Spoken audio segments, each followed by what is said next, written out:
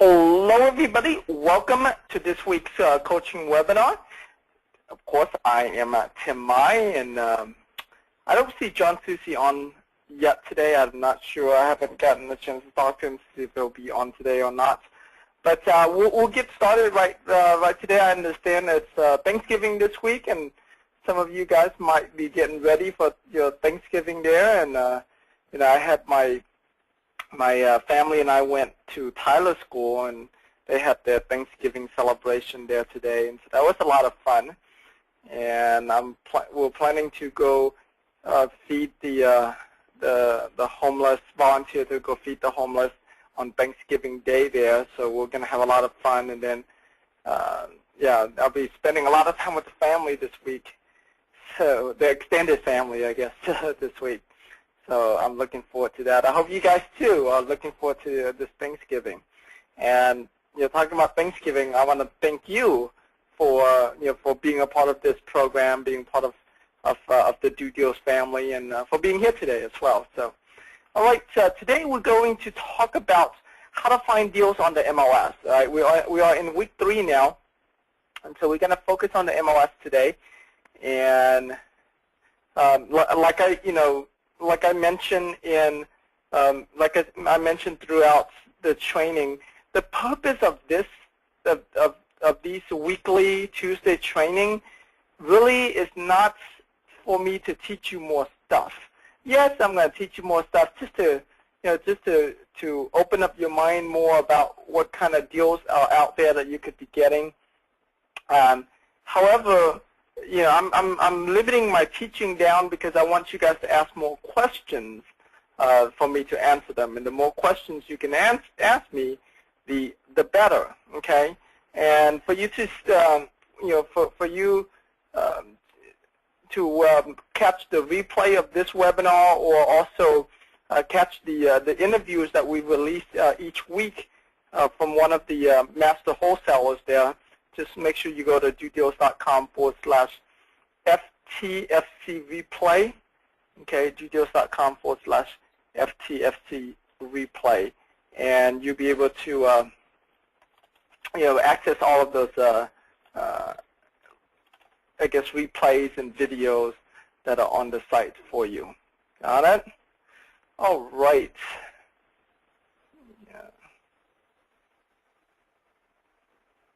Okay, so like I said, we are on week 3, and we are on the MLS now. I hope you guys can see my screen okay here. When we're talking about finding deals on the internet, there are 2 main types of deals that we're talking about.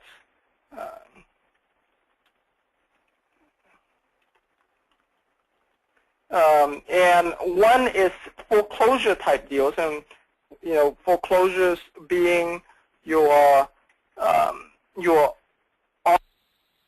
HUD property, HUD foreclosure, VA foreclosure, and short sale type deals. Okay, and the process for REOs and VAs, they're very similar. HUDs is a little bit different because it's an auction process, but you work with a HUD broker, and they'll be able to guide you through that.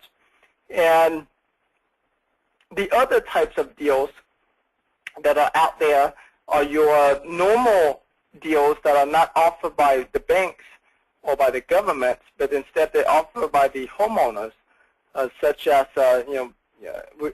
we group them as junkers, or I guess you can say motivated sellers. Maybe that might be a better term.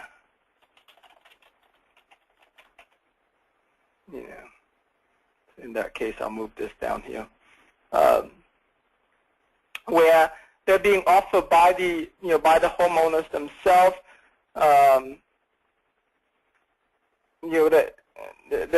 They're being offered by the homeowners themselves, and these are your fixer-upper handyman, houses that needs a lot of repairs, or even wholesale deals, or even short sale deals that are still being offered by the sellers. Okay, and the way you get access to these properties, whichever one that you want to get, is that you need to have MLS access to be able to get access to these properties, and preferably if you have any friends, and any friends and family that that's a real estate agent that can get you access to that, that would be really great. If you don't, then that's something you need to be looking out for, is because I mean almost everybody have friends and family that are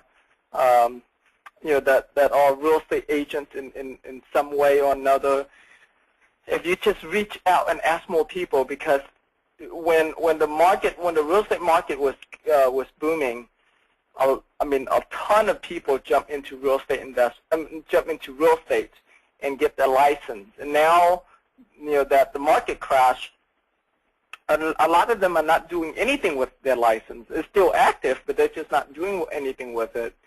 So if you can find out who they are and approach them, and offer to either pay for the MLS dues, or offers to pay them like $250 per deal when you close on the deal, they'll they might be willing to let you get access to the MLS, so that way you can do your research and set up notification for when these deals come to you.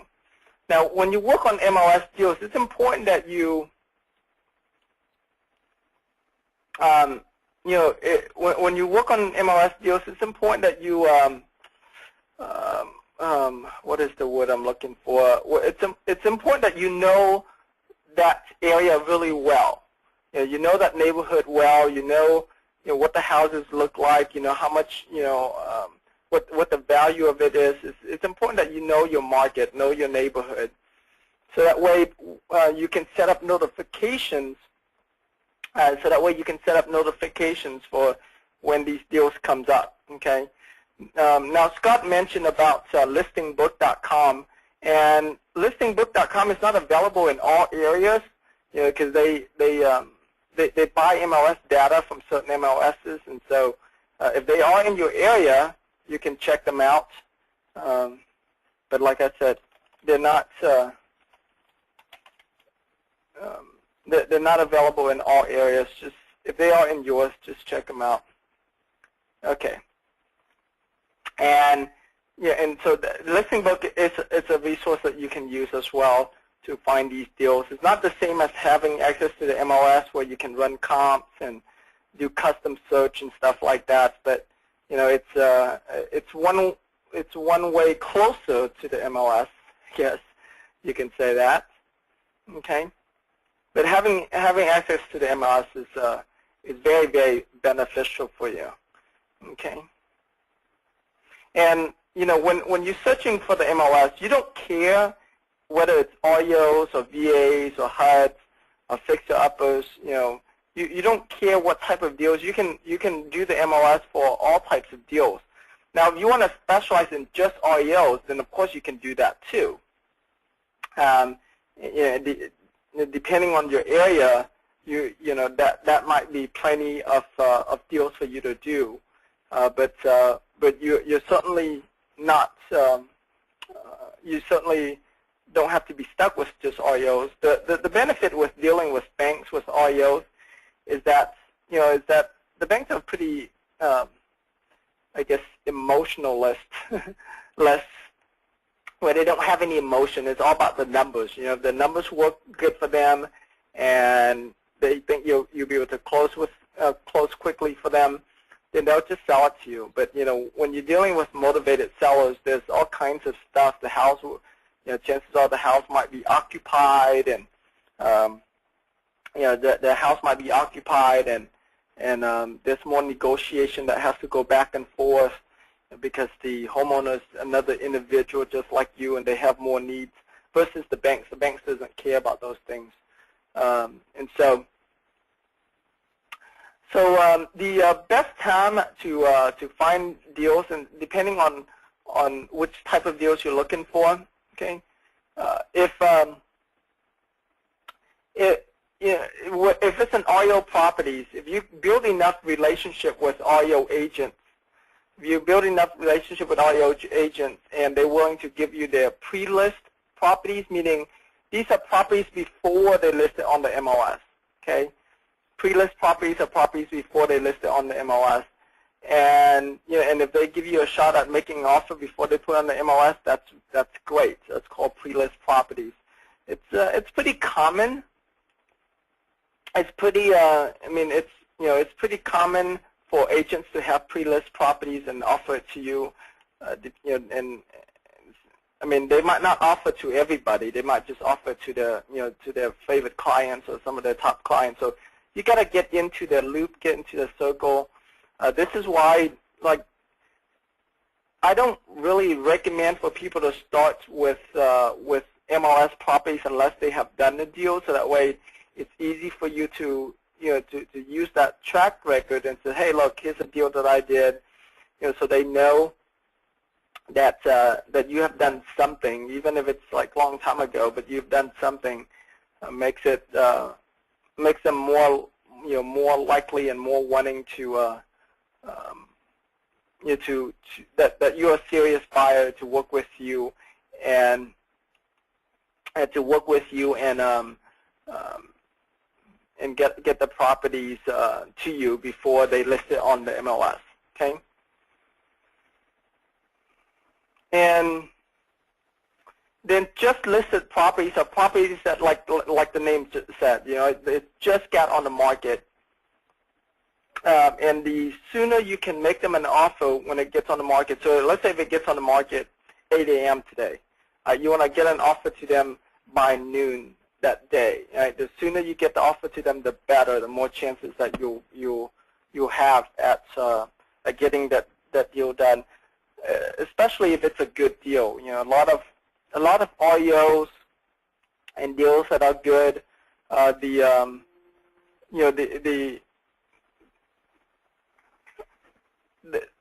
The banks and the homeowners, they're getting a lot of offers if they list it at a low price.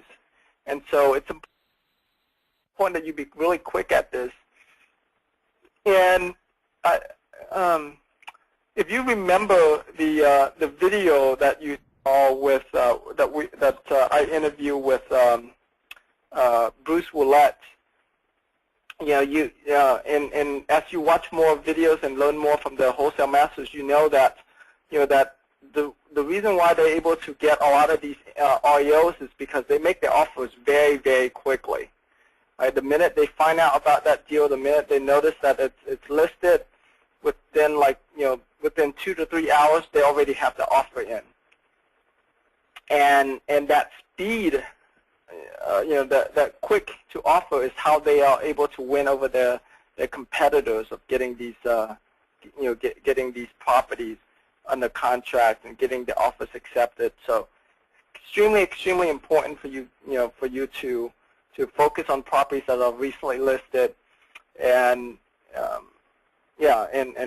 and contact them. Okay. Another type of properties that that you also want to pay attention to, and these are the things that you want to put into your notification. So when you're working with a real estate agent, they'll know how to set up these notifications. You just ask them about it.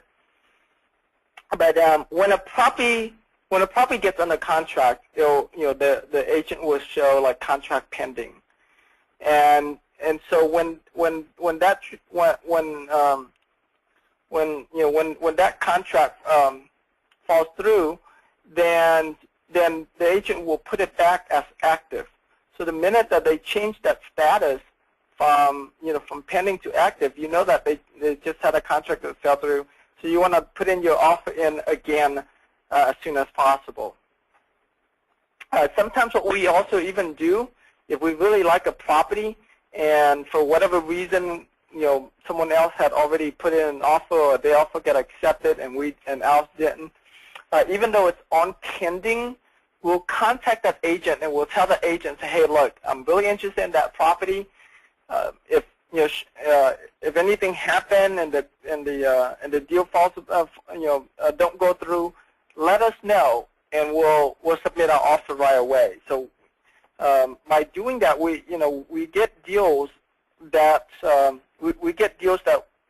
that would supposedly be off the market already, deals that someone else would have bought already, but because we contact the agent and let them know, even though it was pending, we say, hey, we're interested in that property, because you got to understand, a lot of properties that goes under contract don't close. A lot of them. In today's market, it might be maybe 50% of them don't close. And so, so knowing that, if there's any property that you really like and you like the price and everything, even if it goes pending, just contact that listing agent and let the listing agent know that you're interested. So that way, as soon as the contract falls apart, they'll contact you before they even put the property on active again. They'll contact you to get an offer in. Okay.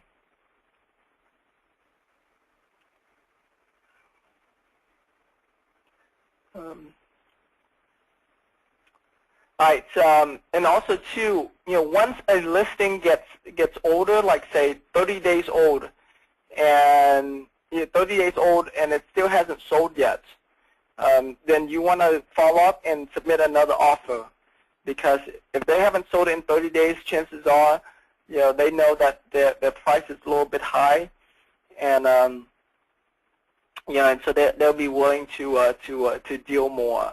And you can get some discount off of that, okay? And so make sure you keep on following up on your offers. Every 30 days, submit the offer. If they don't accept, if they don't accept it the first time, just follow up with them 30 days again and again. Continue to follow up with them until the property is sold, okay? And when it gets to like 5-6 months old, the bank is really motivated at that point. I mean, at that point, you can like really lowball them, and just give them some low offers, because chances are by that time they're getting to low their price already, anyways. Okay, and so so pay attention to days on market, and set up a notification for it to notify you. Whatever area that you farm in, right? You set up notification for that area, and like if you know specifically how much the houses are sold for $1 per square foot in a certain area, you can also set that in as well in a notification. So that way, let's say if any house that lists for, let's say you have an area and your average dollar per square foot is $100 a square. Okay, that's like the retail comps, right? And so if a listing comes on and it's say $70 a square, then you know that there's a potential deal there. So you want to be notified when that happens. You want to be notified when that happens, and so it's important. It's good if you know your market, you know how much houses are value at, so you can set up these notifications. Now, one of the things I forgot to ask you guys was, I just said REOs. I don't know if just so for those of you who don't know what it is, REOs is bank-owned properties. It actually stands for real estate owned by banks. Okay, so existing bank-owned properties. Okay, this is when they have already foreclosed on the property and now they got it back. Okay, and so that's now the bank got the property back. That's called REOs. VAs are bank-owned properties that the loan was guaranteed by VA, which is the Veteran Administration, and so now the government owns it. The VAs owns it. Same thing. HUDs. HUDs. Whenever you get a loan, an FHA loan, that is whenever you get an FHA loan, that is when that property gets foreclosed on, HUD is the one that insuring that loan. So HUD will pay, HUD will pay the bank 82% of the BPO amount, and then and then HUD will now own that property and they'll try to sell it. Okay. All right. Let me see here. Betty asked, Tim, when making offers quickly, how do we worry about repair costs so we can offer 65% of ARV intelligently? Well, it depends, Betty. If you're, some people do it, well, in the beginning, most investors will actually look at the property before they make the offer. Now, after a while, you form a certain market and you pretty much know exactly what that market is like. Then, then you can skip the looking at the property and have a general estimate of the repairs and make the offer, based on just what you see in the pictures. But for most people, you should have already seen the property and already know what kind of repairs it needs, and and bring a sheet with you to quickly calculate the repairs so you know what to offer them. So until you get experience, you should be looking at these properties that you're making offers on the MLS. Okay, it's pretty dangerous to make a blind offer on REOs without first looking at the property, because they might accept your offer and then you come out there and then and then the house needs a lot more repairs than you thought. They're not going to like you too much of retracting your offer, and you might ruin your relationship with that particular agent. And so you might want to you might want to take a look at those offers first.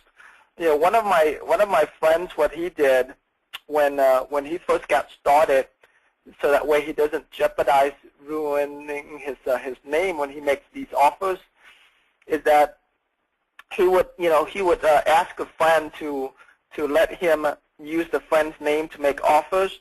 He knows he's not going to close on these deals. He knows that there's a high chance that he's not going to close on these deals, and he doesn't want to ruin his name, and so he'll use his friend's name to make offers, so that way even if he doesn't close on it, it doesn't matter. It doesn't hurt his reputation because because it wasn't his name. And so after a while, he got used to making offers and know that he can close on it.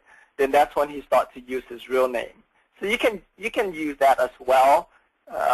You can use that as well as a newbie to use that strategy, so that way you don't mess up your good name. Okay.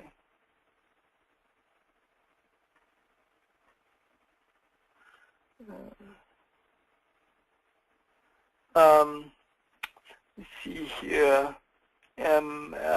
I have a hard time finding contractors who would do estimate for free. How do you find contractors who would do rehab estimate for free? Well, it depends on the situation here.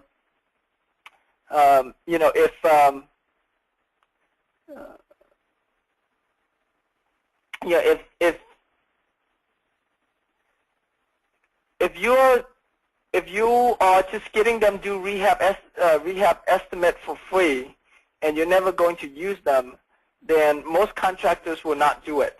Okay, you might have to pay them $25–50 to come out there and do it. However, if you have like some kind of track record, or you promise them, hey, look, give me a repair estimate, and I'll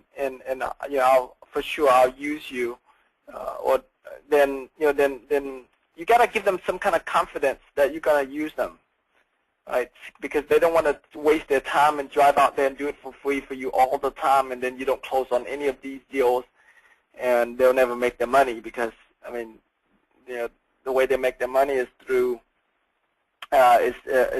fixing these houses. But I'm not. I know here in Houston, if you're just asking them to do an estimate like the first time, the first time or two, they'll all do it for free. I have never found one that won't do it for free before. you might want to open up your newspapers and your weekly newspapers and find one in there. They'll do it. They won't do it for free if you're contacting them all the time and you never use them for any work. Okay, so keep that in mind. Let me see, Chris asked, are your people interested in $10,000 plus repairs with REOs, and what type of entity would you suggest we make the offer in? Yeah, we're fine with $10,000 or more in repairs with REOs. When you make offers, always make offers under your own LLC.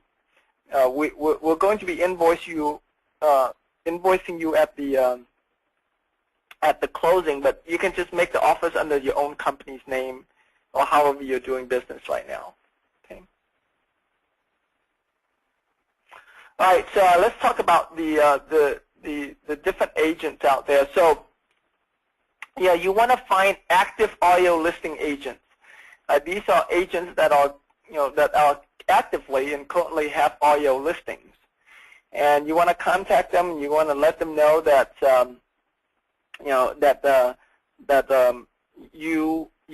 you're not working with a buyer's agent, and you want to work with them, and when they send you deals, that you'll let them make the full commission from both the seller and the buyer.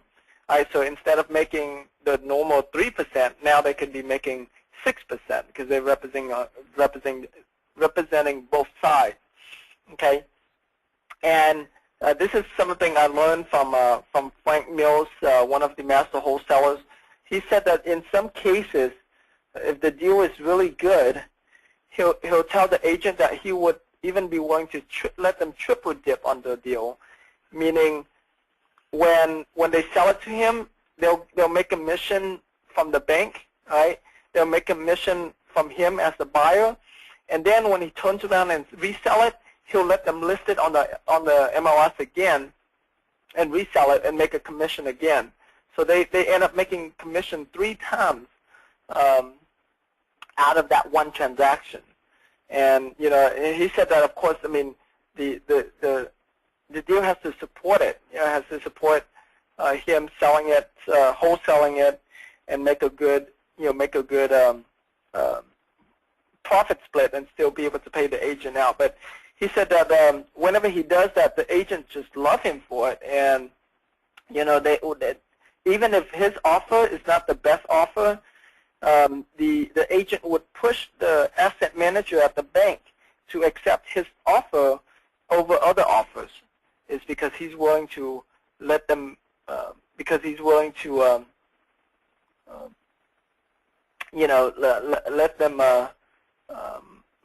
them triple dip on the deal. Okay, so that's a really good tip for you. And to find active REO listing agents, if you log into the members area of Do Deals and you go to More and you go to REO agents directory right here, okay, you can select your state. I don't know, wherever you are. Like I'm in Texas, so I'm going to select Texas. Select your city.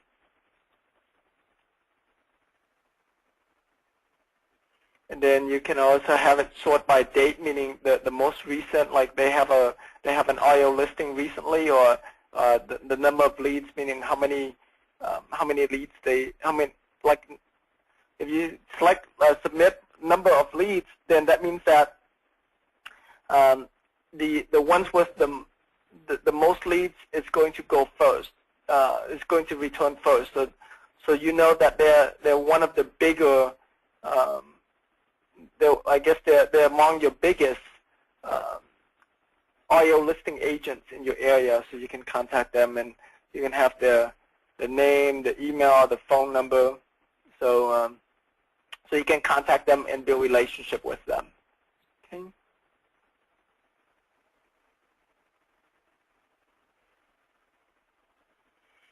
All right. Let me go back here, and then if you're not beyond the REO deals, you can also, beyond the REO listing agents, you can also just find investor-friendly real estate agents, and they can become your buyer's agent, and they can go and look for deals for you on the MLS. Okay, They can look for deals for you, whether it's like motivated sellers type deals, fix-upper, handyman special, short sale type deals. They can also find hard VAs and REO deals for you as well. And if there are deals that there are good REO deals that you really want to get, and you want the REO listing agents to still have have both sides of the commission, then you can work out a deal with your agent that you pay them on the side.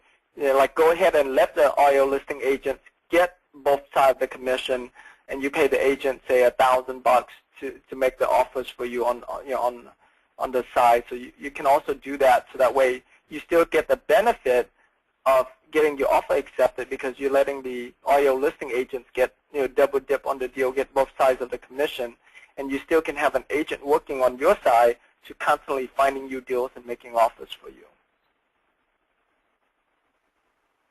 Okay.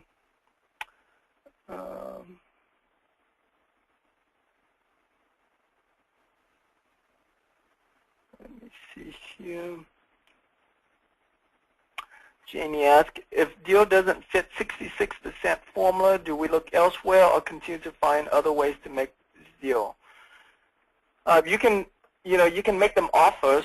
I mean, it depends on how far off it is. If it's like too far off, where let's say the house is worth $100,000 and they're asking $100,000 for it, then that's pretty far off. So it's tough for you to make that offer unless the house needs a lot of repairs, and we know that they'll never be able to sell it at $100,000. And so it doesn't have, like right up front, it doesn't have to be at 65% of value minus repairs. If it's like at even at 80%, that there's some room that you can negotiate it down. So I wouldn't walk away from it right away. I would negotiate with them. Larry asked, on contractors, if a deal is completed and a contractor is hired, what is the average procedure for them receiving their charges? Do they get money up front in installments, or when the job is finished, or what? It depends on how long they've been working with you, but generally speaking, they want half down to start the job, and then the other half to finish the job. Now, on bigger jobs, then they'll want half down, and then as they go through, let's say every week or every 2 weeks, then they get installments, and and then at the end get it. But the bottom line is it's all negotiable, right? And it depends on how big the project is. So the bigger the project, the more they want to have down up front and on a weekly basis. If it's smaller project, then then chances are they'll let you do just like half up front and half when they're done with it. So it depends. Chris asks, does the title company take care of the paperwork to sell beneficial interest in the LLC and deeding that back at closing, or the paperwork on your responsibility? For selling the beneficial interest of the LLC, that's going to be on your responsibility. So we're going to do that right before closing. That's not something that the title company is going to handle. That's something we are going to do right before closing. Scott asked, Tim, would you ever voice blast multiple REO agents? I know you want to build relationships, so you may be against this. Yeah, definitely. Voice blasting the REO agents, they're going to hate you. They're not going to like that at all. So I would not use that strategy. REOs is one of those things where it's all about relationship. So doing blind offers and stuff doesn't work well on REOs. It's best if you just do, it's best if you just focus in on relationship with REOs. Because remember, I mean, you're not going to do business with them just one time or two times, but you're going to do business with them over and over and over again. You know, and so yeah, so you might as well build that relationship. And it's not about quantity of REOs either, agents either. You know, it's about quality. I mean, you just need a few good REO agents that's going to feed you deals all the time. Okay. All right, Chris suggests here, if they are a reputable contractor, they should be able to start the job and get installments. My husband is in contracting and never give them money up front. They will disappear. Yeah. Renee, yes, I am recording this webinar for future reference, and so to watch all of the replay webinar, go to dodeals.com/FTFC replay, okay? FTFC replay. That's where you want to go. All right. Let me see here. You guys have any other questions based on what we talked about so far? Is there anything here that you want me to explain more into?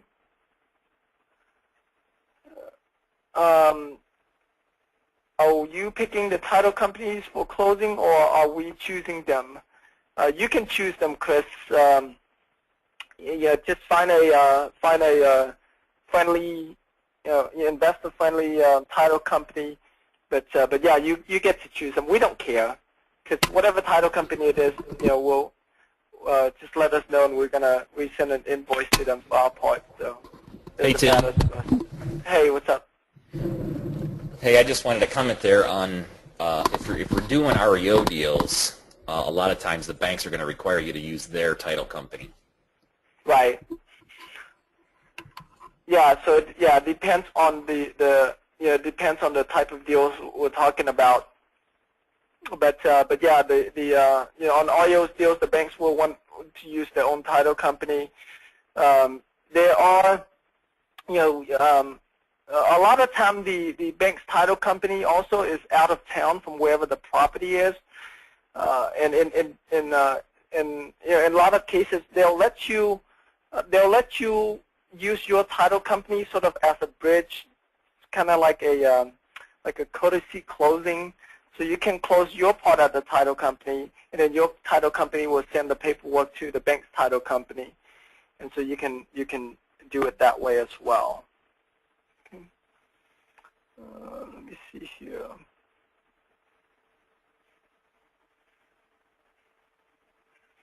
Larry asks, follow up on using an LLC. Would you take it step by step how this works?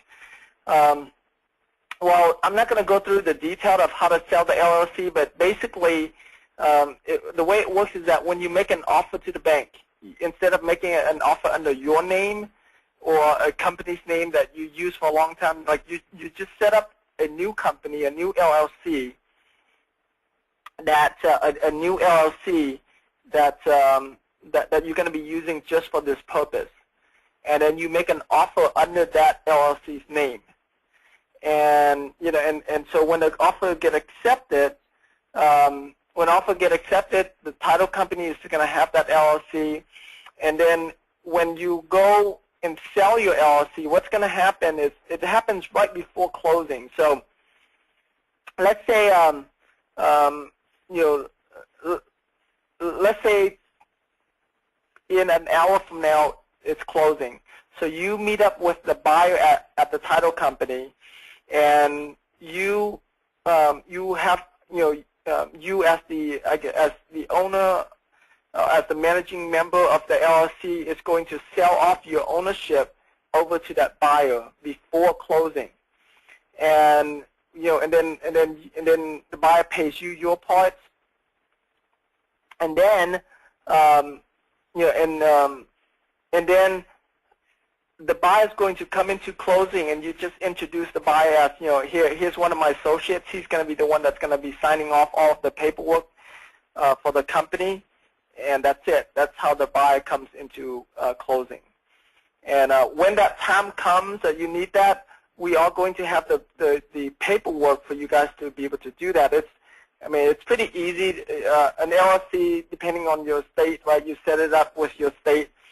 and the paperwork to sell the LLC is just selling the interest, the ownership interest in that LLC. It's a one page that we'll give it to you when that time comes. Okay, but don't make it any more complicated. It's nothing more than let's say you own an LLC and you turn it over to your wife, for example, to go and sign the documents for you. It's like that.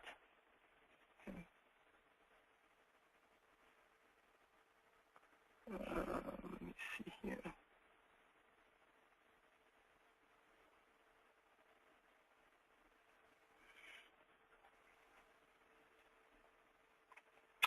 Let me see.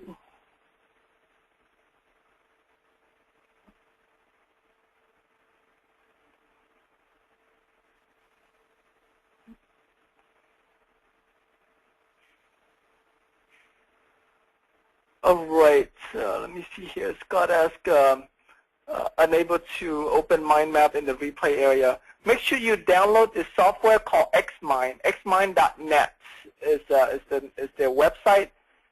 Go there and download the software, and that's how you open it. Okay. So this software called Xmind. So go and download. It's a free software. Okay, let me see here. Savannah asked, how do newbies contact and have relationship with asset managers? That's really tough, because asset managers don't want to waste their time with looky-loos and newbies, and so it's best if you have some experience under your belt first, so that way you know what to say to them before you contact them. So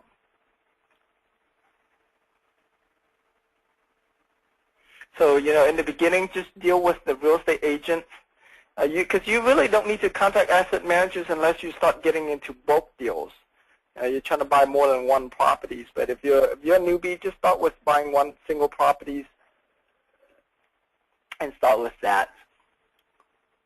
See here, Deborah asked, there going to be any live training webinars with any of the master wholesalers you talk about for the program?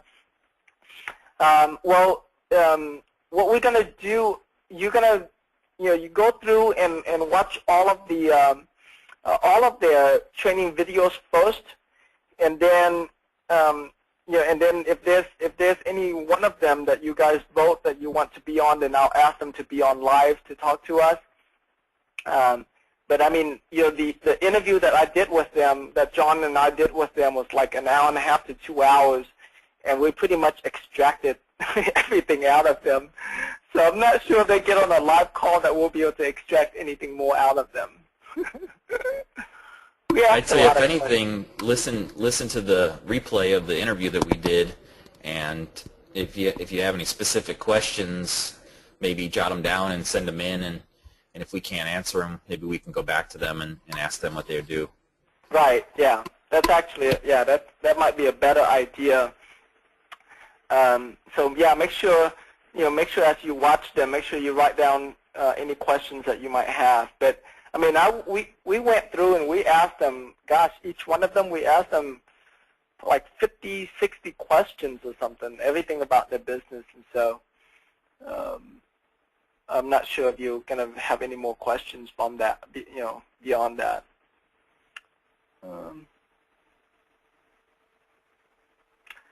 When do we use LLCs and when do we use land trusts? How much is set up each? Land trusts are free, but if you are doing, I'm assuming if you're doing REOs, just use LLC right now. I don't want to confuse you guys with land trusts, because while you can use land trusts to make offers on REOs, the LLC strategy is just much easier and much cleaner to do. And so just use LLC. All right.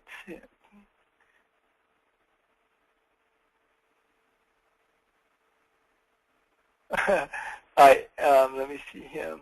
M said, after all the marketing from Freedom Soft for the ones who didn't buy it, we are not make any money.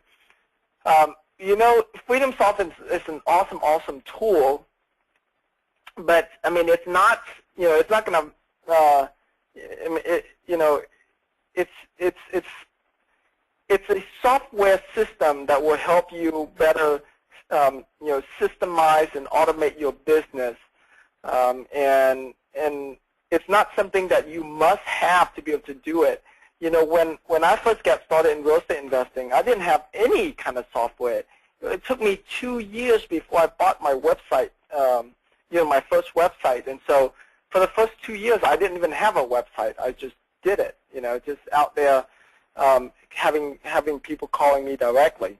And so, yeah, so it's not an absolute necessity, and you certainly can make money with or without it. It's just that when you have it, it makes your life easier because of all of the, you know, all of the features and all of the leads and the lists, like the cash buyers list and the private lender list and all of that. And the website makes your life easier, but it's certainly not a requirement. How soon will the replays on the weekly training for FTFC webinars be available? We upload them the next day, so like tomorrow when you check back on that page, let me see. Yeah, it'll be, you know, you'll have the week 3 training video along with the videos as well. Okay, so it's the day after we do the webinar.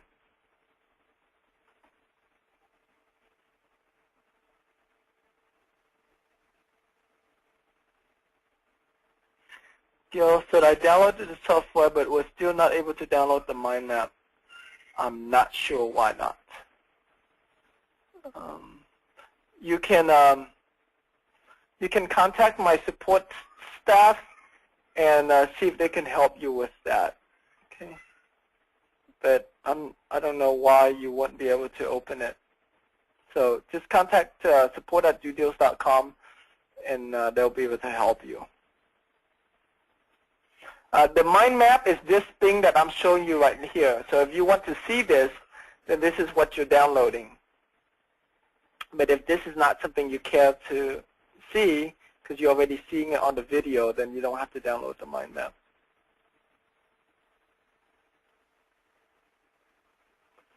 Let me see here. Savannah said, I really need to work with partners. Can you help? Savannah, if you can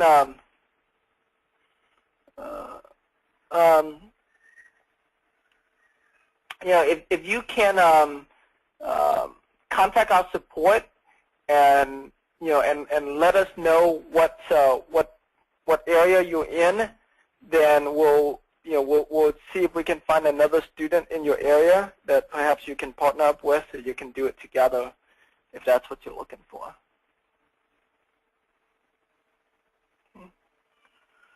Let me see here.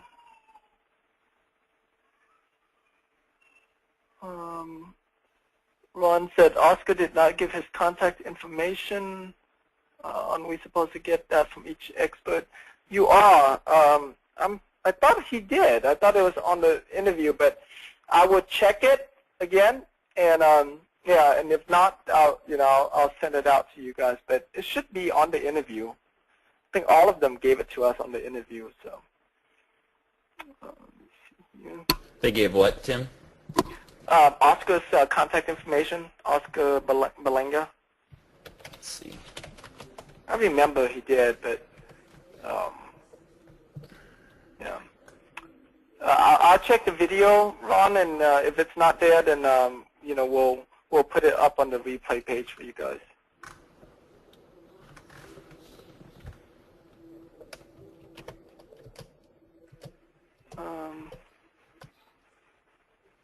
Yeah, Oscar's was a good video. It was a good interview. Right.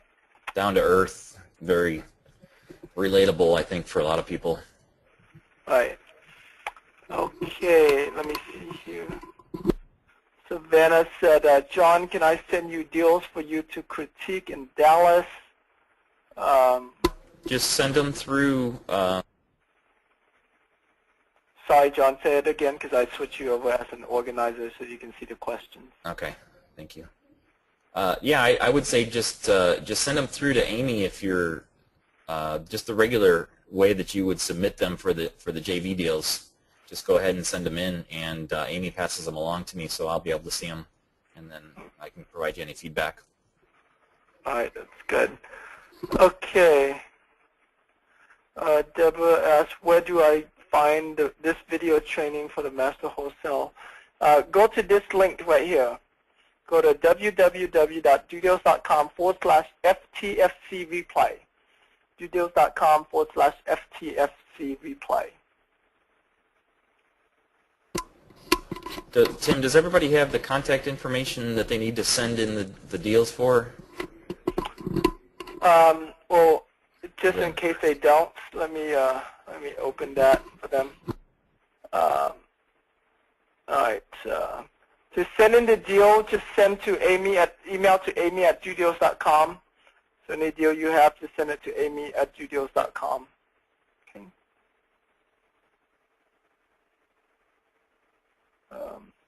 Yeah.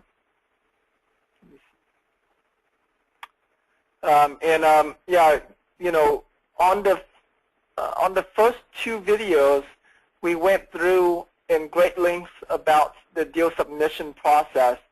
And so if you go to this page and watch, you know, the video that we did the last couple of weeks, you should be able to see what we talked about with the deal submission.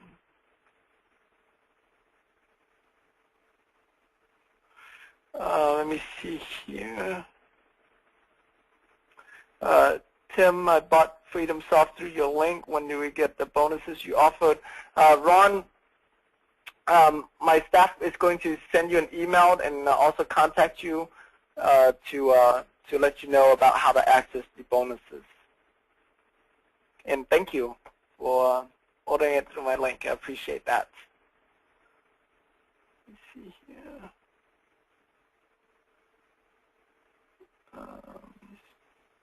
Do we hear the interview on the FTFC site also? The answer is yes, Ann. So when you go there, you see there's a webinar replay and then there's the interview. So they're right next to each other. Okay. And tomorrow we're gonna upload the week 3 one for you to watch. Oh, and it says video, but I think that's just audio. Those. It's actually a video. We turn it into a video. Oh, did you? Okay, cool. Yeah. So we put a presentation and put all the text in. So. Oh, cool. Okay. Yeah. Let me see here.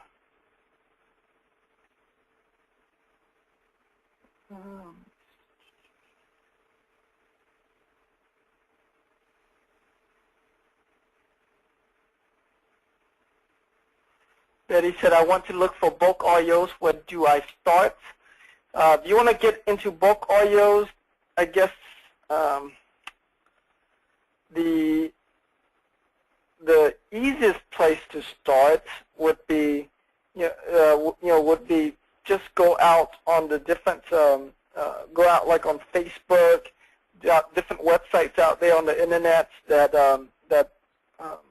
of people that have REO, bulk REO deals. You can start with that. The only thing about starting with that is that there's a lot of people who don't have real properties or don't have real buyers, and so you might end up you have to screen through a lot of them to find real ones. Now, if you are a little bit more experienced and you don't mind talking to banks and asset managers, you can actually call up your local banks, your regional banks, and and talk to the asset managers that handles the REOs, and try to get them that way. Okay, that would be a more direct way to go about it. So depending on how experienced you are, I guess.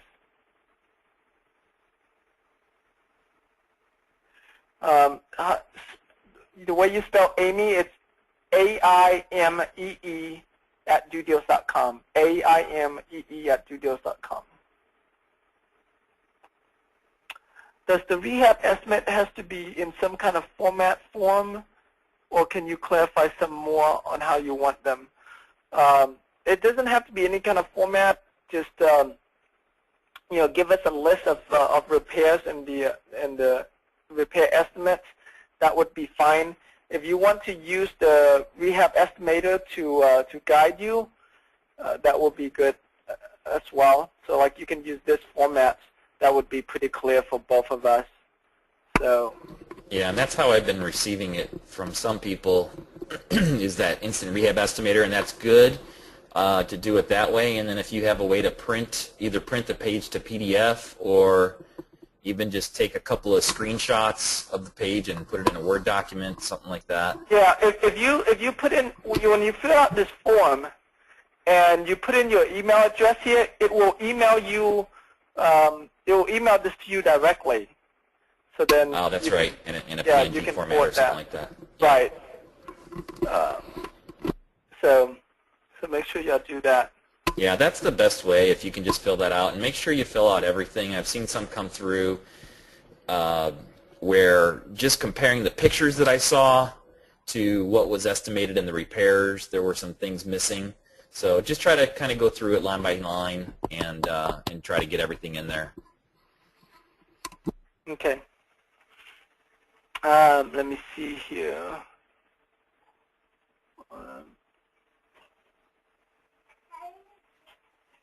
How did I have a webinar right now? Let me see here. Do we have any investors near Magnolia? Have a deal you may want to look at? We have a lot of investors around Houston area, so yeah, if it's a deal, go ahead and submit it to us. Yeah, I'm sure we one of them would be interested. Okay, Renee said, Tim, will we get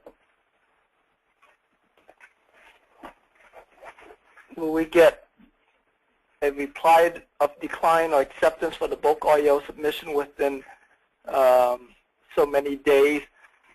Renee, if you submit it and you don't get contact from Ron, then then just follow up with Amy, and just follow up with Amy, and she'll follow up with Ron for you. But yeah, Ron should be replying to you, fairly. Well, actually, Ron is on the line, so let me just ask him. Let me see. Hey, Ron, you there? Can you hear me? Yes, I'm here. All right, so Renee asked here, let me see here, will we get a reply of decline or acceptance for the bulk REO submission within so many days? Yes. I usually send an email right away as soon as I get them. You'll get an email. You'll get an email from me within a day. Okay. And sometimes I'll even call you, but I always include my cell number too on that email. Right. Hey, Ron, do you have any? The question earlier. Do you have any comment on that about a newbie contacting asset manager? Yes, I do. Contacting asset managers is good. I don't like social media because, kind of like you said, too many people already have access to them. So it's kind of, you can run into a case where you'll get a source that's probably already that maybe we already had, because that happened to me today. Somebody referred me to somebody, and I've already had contact with that person, and I asked them how they find that person. It was through social media. So I'm doing that myself. I'm actually, everybody I know that's in banking, even surprising, you never know, some real estate investors might know a mortgage person, or they just might know a source. You just got to ask everybody you know. But I use social media to contact people that I went to high school with, college, that I grew up with, and ask them if they know anybody, because at least that way, those are people that you have some kind of relationship with, and it works out better that way. Right. Okay. So just basically letting everybody you know that you're into buying bulk REOs, and and just let it lead you from there. Is that what you're saying? Yes. Yeah, and you'd be surprised because you don't know who knows somebody. I mean, your mailman might know somebody. Right. You just don't know. You just tell them what you're doing, and Right. just tell them that you want somebody that has direct connection to a seller, and that seller can be a bank, and also it can be a private seller. There's some large private sellers out there that sell in bulk, so it doesn't always have to be a lender. It can also be, I mean, there's hedge funds, there's other private sellers that have large inventories that they're selling. Right. Right. Yep. Good. All right. So let me see here.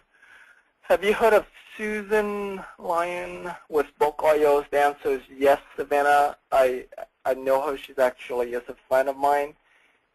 So let me see. Chris asked, do you have investors in areas other than big cities? We have investors everywhere, so you never know, you know. So just, yeah, it's not just big cities. I mean, of course, we have more in big cities, but they're everywhere. And also, too, there's there's a lot of investors in I guess in other states that are interested in smaller cities, smaller states, and so just whatever you have, submit to us, and we'll figure it out from there. You know, we'll send it out to our buyers list, and then let them pick themselves out. Let me see here.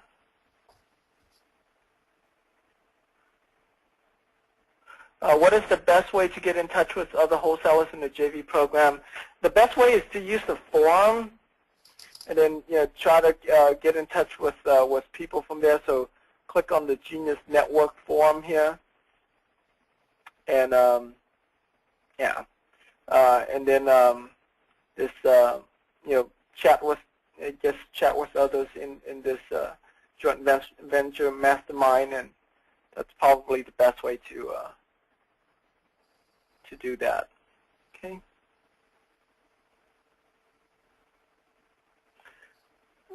Cynthia said, do we have to pay a fee to set up a new LLC every time? If so, do you include that in the estimate expense for the deal?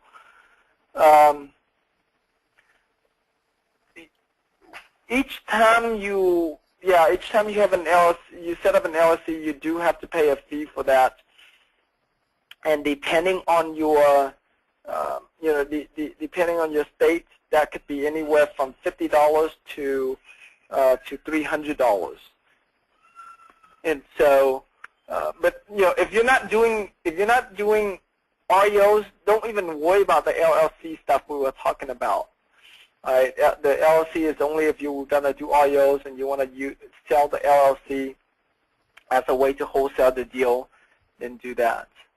But if we do have to use an LLC to sell it, we'll include that as part of the expenses for the deal. Sure, we could do that. And usually, if you're using that technique, it's really only going to work with experienced investors, because it may scare some people off that you're selling it to if they're not experienced. Yeah, I mean, if they are not experienced and they don't want to use that strategy, we certainly can double close it to them, or depending on the state, we can do other things to that. We can switch out the buyer's name. When we get closer to that, we'll figure it out. But yeah. Let me see here.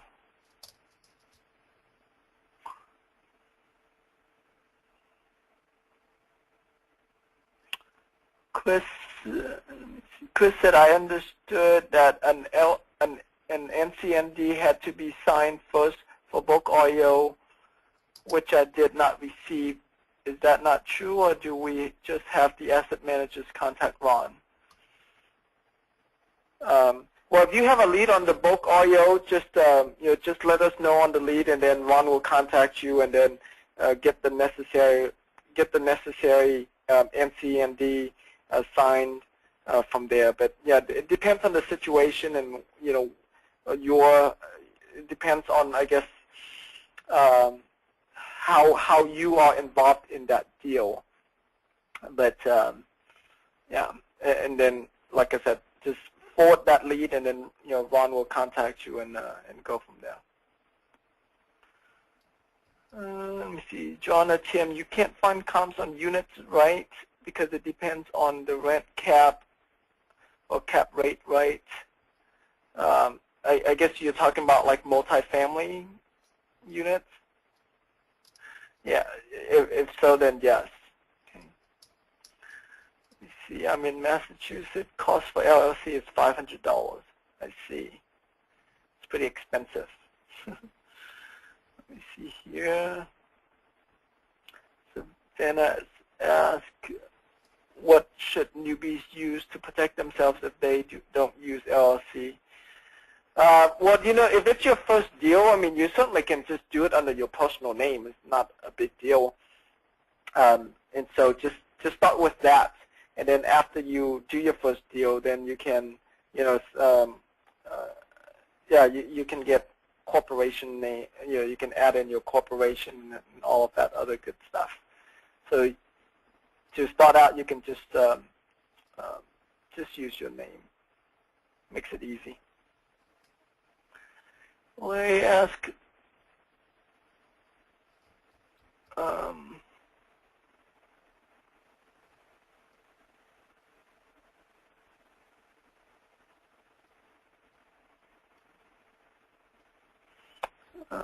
does an LLC have to be obtained in the state of my residency, or can I scout out and use, for example, an LLC from another state that charges less than North Carolina for an LLC?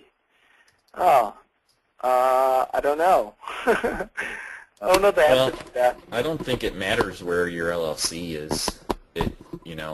I think it's going to come down to how easy is it going to be for you to sell the LLC to somebody else if it's not local.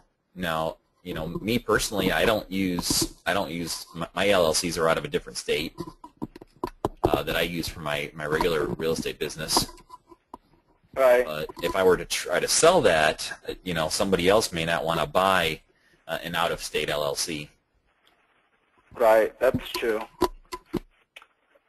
Yeah, so your local ones would be better. Let me see here.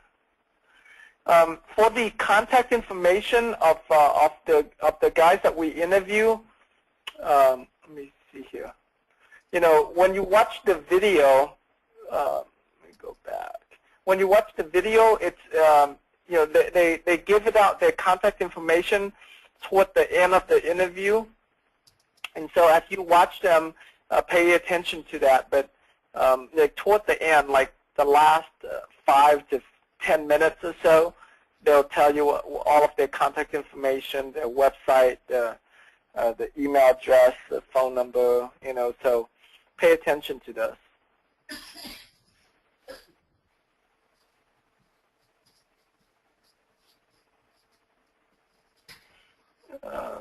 Let me see here.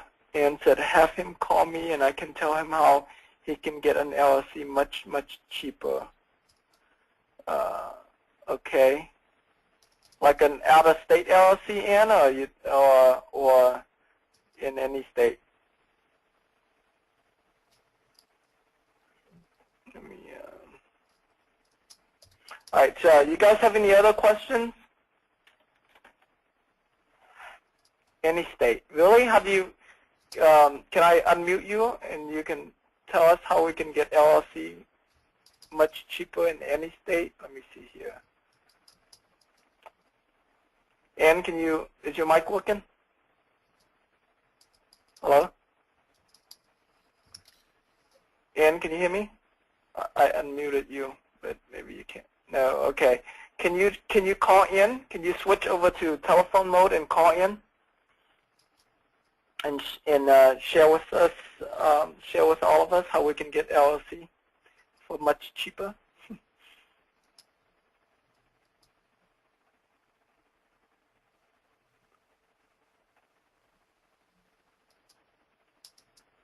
Okay, let me see. Not now? All right, never mind.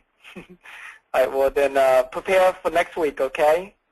And you remind me to unmute you next week to talk about that. Let me see here. If we find an REO deal, do you do the transactional funding? If we, if we need to use transactional funding to close on it first, then we'll do that. But we're going to try to do without it as much as possible, so we can save money on the double closing and save money on the transactional funding.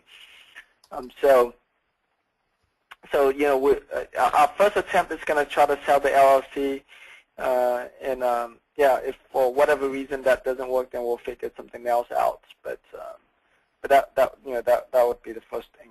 Like you know, another thing I have done in the past too is switching the buyer's name. The only thing with that gets tricky with the buyer's name is that if the lender feel uneasy about it, they'll require for you to put more earnest money down.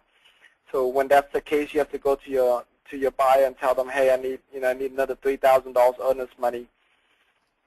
Then they'll let you switch out the name. It's just that they gotta feel easy about it, and so giving them more earnest money will make them feel easy about it. So we'll do different things, and double closing it and doing transactional funding would be like the last thing that we like the last resort we would use. Is there any resistance to Nevada LLCs? I don't know, Savannah. It depends on the buyer, so every one of them is a little bit different. Okay, you guys have any more questions?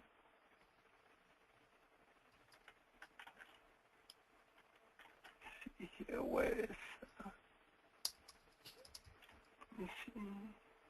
If a seller is facing foreclosure and the sale date is coming up, how much time do we need to stop the sale or get the property bought and resold?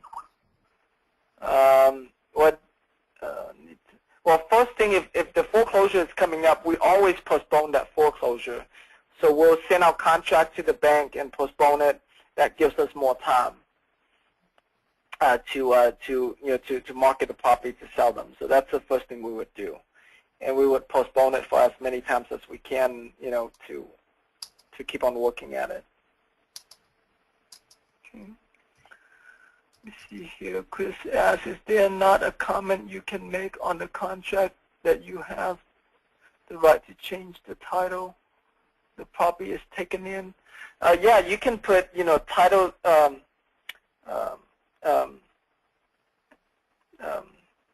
gosh, I forgot what the clause is.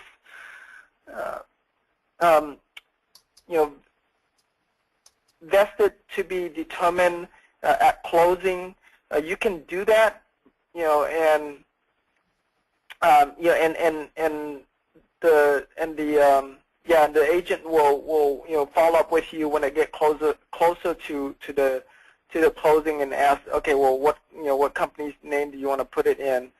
That would work too. It's just the selling LLC is the cleanest way of doing it. It's the easiest way, and it doesn't get and it's a lot more universal, I guess you can say. But yeah, you can put vested vesting to be determined at closing. You certainly can do that strategy as well. Let's see here.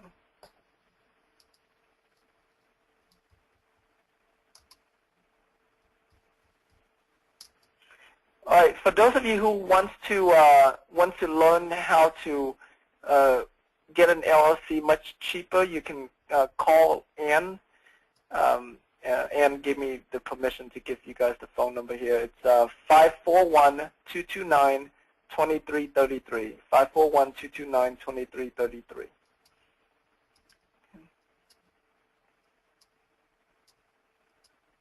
Let me see here. What do we use for comps when we can't find anything sold within a half mile of the subject property? Yeah, it gets more tricky. Well, the first thing I would say, Tim, is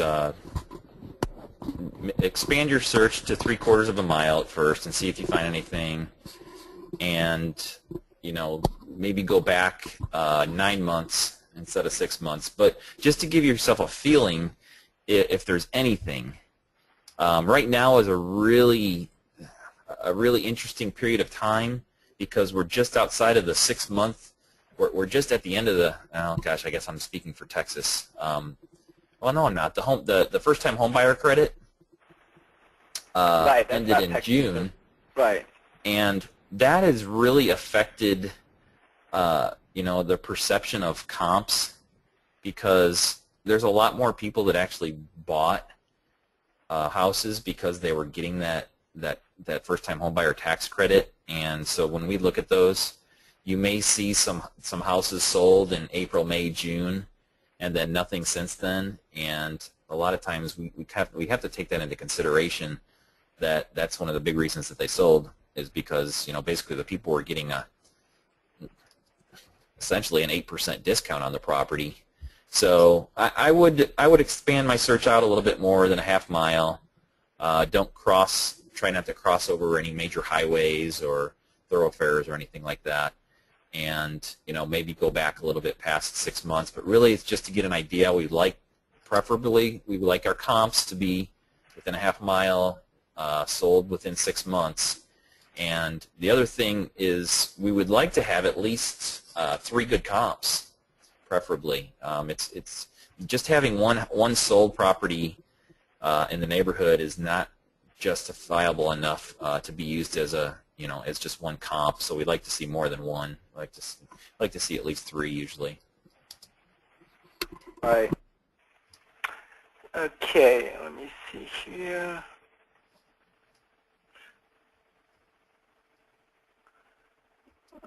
Deborah said, let me see, missed the first 15 minutes. Is there a way to integrate FreedomSoft with what we are doing with you?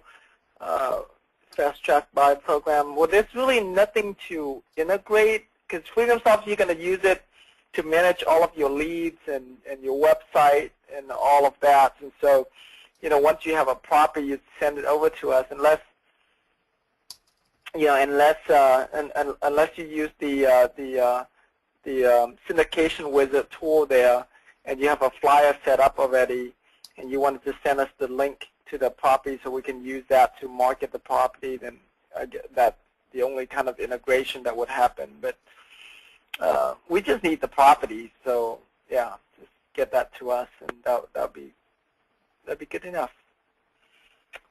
You see here, Suzanne said, lender in the above is a small tax loan company and may not postpone the sale because of the equity in the property if they foreclose.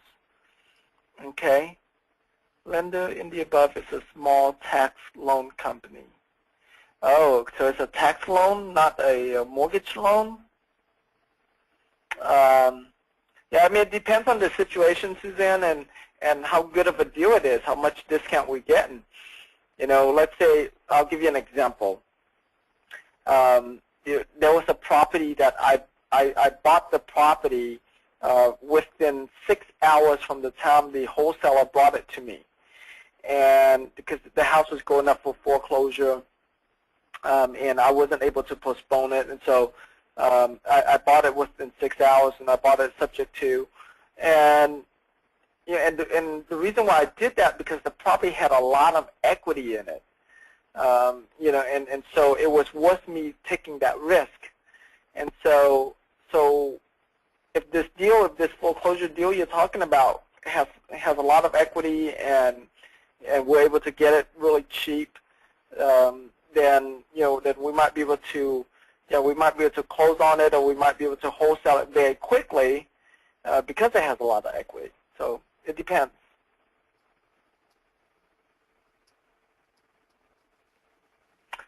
Okay, Larry said, not a question but a comment. These webinars are great. Thanks. You're welcome, Larry. Glad you like it.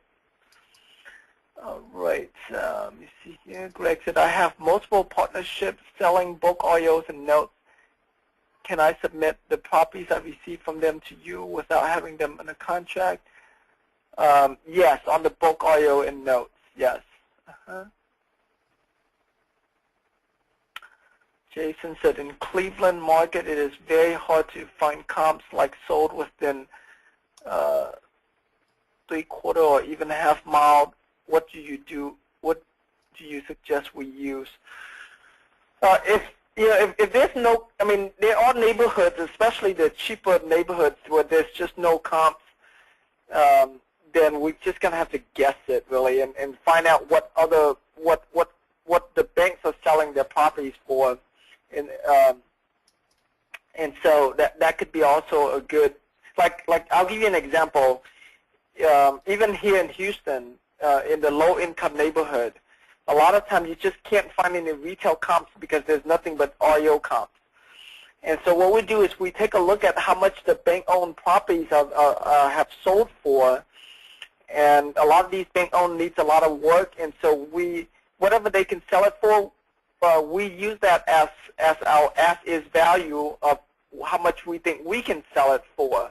And so, we'll normally sell it a little bit cheaper than that, and we use that as the comps. And so that would be, I guess, that would be a situation where you can't find comps, but you can find how much the banks are selling their properties for. We can use that as a guideline.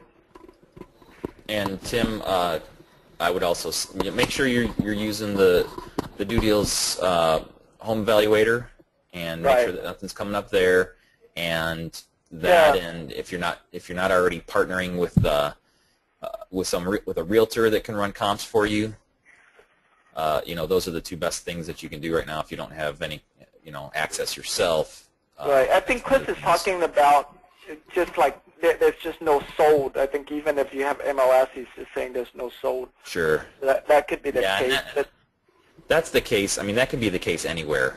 Even in big cities.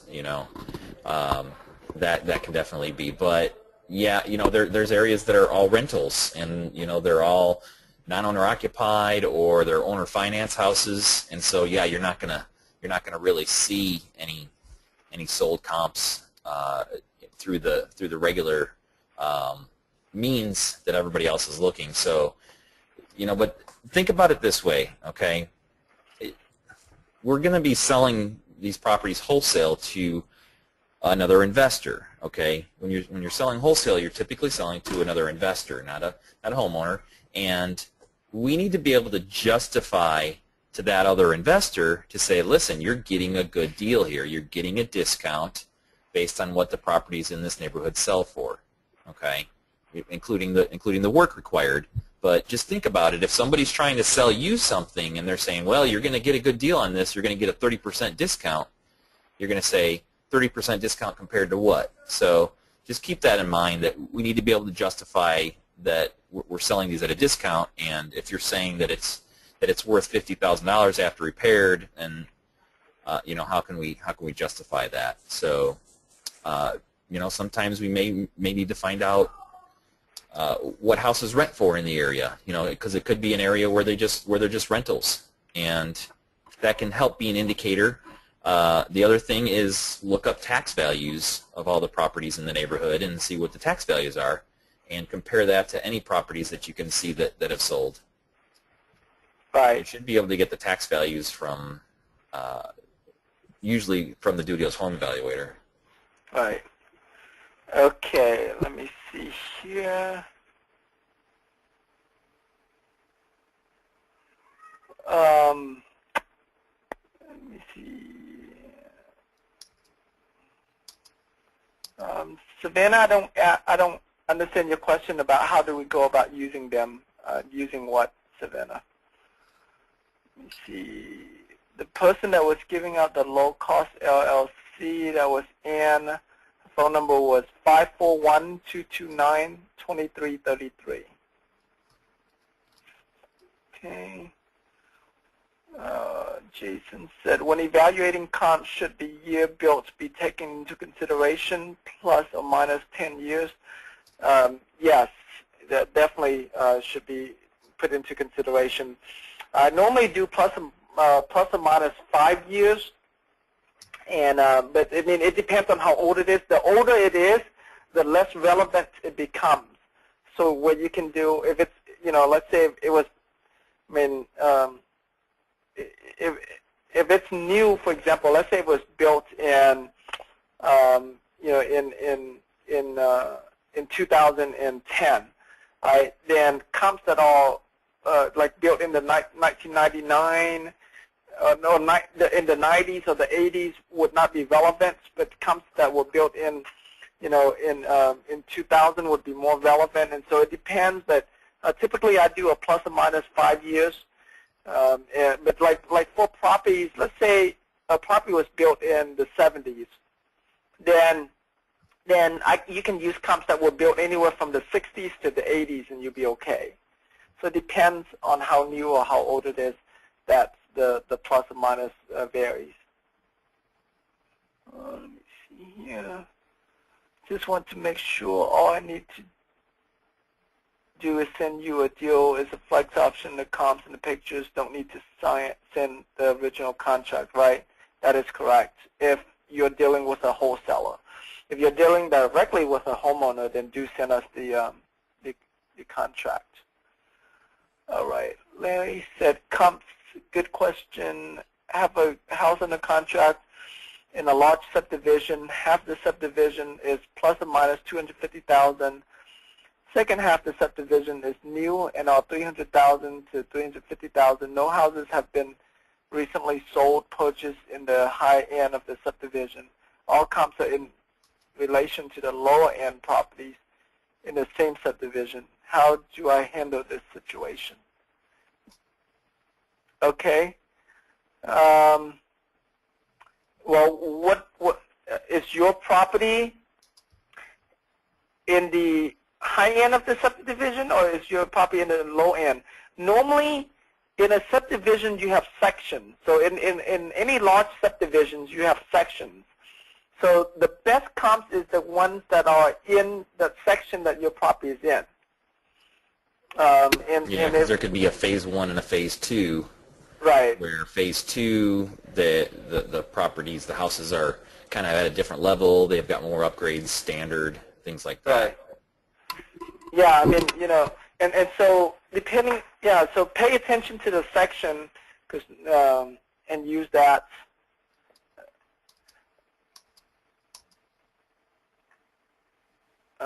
Okay, just your property is on the high end section, but there's no sold comps. Then when you buy it, you use the low end section as your comp, and when you sell it, you use the high end section as your comp. Even though there's no comp, but still, you just tell them like, hey, it's really worth that much because it's a much bigger house. It's in the section where all of the houses are selling for 300 to 350,000. Well, yeah, and it sounds like we're talking about. Are we talking about 5 to 6 year old houses versus 1 to 2 year old houses here? Is what it sounds like, and the dollar per square foot is going up with these newer properties. Well, not necessarily, John. I think Larry was talking about where how like some sections they have smaller homes, and then you have another section where they have bigger homes. Yeah. Right. Okay. And so I think that could be the case. And if that's the case, you might want to check the dollar per square foot sold. Yeah. And see if that would be more relevant. That's what I'm thinking. Is if they're just smaller houses versus bigger houses, then dollar per square foot should work there. Right. But if they're phase 1 versus phase 2, where phase 1 comes with laminate countertops and phase 2 comes with granite and everything upgraded, then there's going to be a difference in the dollar per square foot typically. Right. Okay. Let me see here. Savannah said, I thought we were not supposed to use realtor deals for the JV program. Yeah, in most cases, especially if you're new at this, we prefer for you not to use realtor deals. There are some cases where some of you guys are more experienced and you know how to work all your deals. then that's fine. But you know, if you haven't done the deal, then just stay away from the realtor deals. Okay.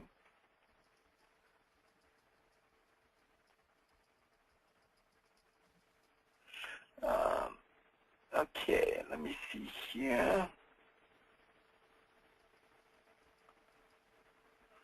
Deborah said, I'm looking at doing due diligence for a specific group of bulk oil homes.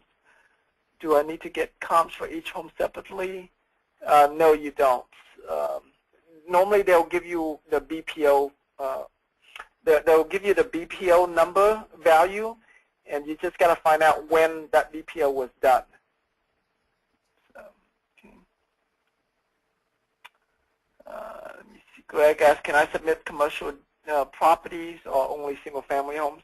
If you do submit any commercial properties, you know, John and I don't handle that, but I'll forward that deal to some of my friends. You know, like if it's single-family homes or mobile home parks and stuff like that, I'll forward it to the right person that might be interested in doing that deal with you, if that deal makes sense. Okay. All right. Looks like we answered all of the questions, and so yeah. So you know, we're gonna go ahead and let you guys go to spend some time with your family and get ready for Thanksgiving this week. It's gonna be a lot of fun. You know, we already decorated our house with Christmas stuff, so we decorated early this year. Yeah, we did too.